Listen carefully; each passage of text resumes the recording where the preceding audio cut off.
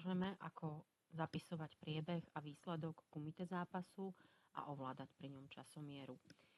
Na začiatok sme na karte kategórie, kde si musíme vybrať odpovedajúcu kategóriu. Ak vám nevyhovuje farebná schéma, ktorú pred sebou vidíte, v pravom hornom rohu je takýto maliarsky valček, na ktorý keď kliknete, tak si môžete zmeniť farebnú schému na schému, ktorá vám vyhovuje viac. Ako vidíme, sme momentálne na Tatami 2 a pokiaľ my chceme divákom sprostredkovať to, čo sa tu deje, musíme kliknúť na tento monitor. Otvorí sa nám nová karta v prehliadači, na ktorej môže byť buď plagát k danej súťaži, alebo názov súťaže a logo. Obsah tejto karty nastavuje administrátor.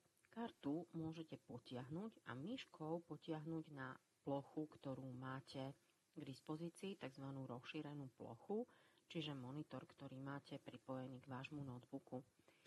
Kartu treba na tomto monitore maximalizovať. Maximalizujeme ju klávesou F11. Pokiaľ máte na svojej klávesnici aj klávesu Fn, treba stlačiť Fn a F11.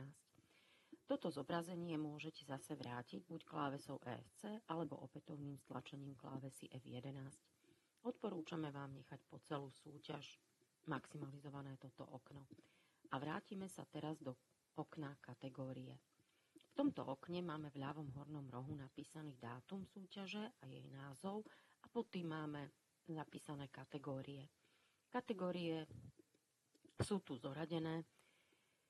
Je k ním uvedený názov, disciplína, počet prihlásených pretekárov v danej kategórii a dve ikonky. Jedna ikonka obsahuje pero.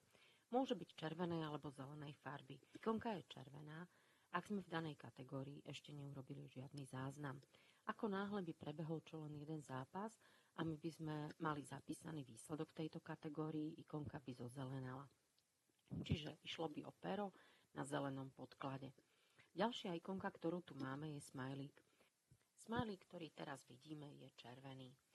Znamená to, že kategória ešte nebola dokončená. Pokiaľ prebehnú všetky zápasy, odovzdajú sa papiere na EŠTK a EŠTK zapíše výsledky a vytlačí diplomy, označí kategóriu za dokončenú. Smajlík vtedy zozelenie a my vidíme podľa toho, že kategória je úplne dokončená. Čo sa týka kategórií, tak viete, že na súťažiach ich býva veľa, preto si môžeme tieto kategórie rôzne zoraďovať. Môžeme ich zoradiť napríklad podľa názvu od A po Z, alebo ak ťukneme druhýkrát, tak od Z po A. Potom tu máme disciplínu, môžeme si všetky disciplíny dať pod seba. Máme tu možnosť ešte skryť dokončené kategórie. To je v priebehu súťaže, nám to skryje dokončené kategórie a vtedy sa nám zoznam tiež zúži.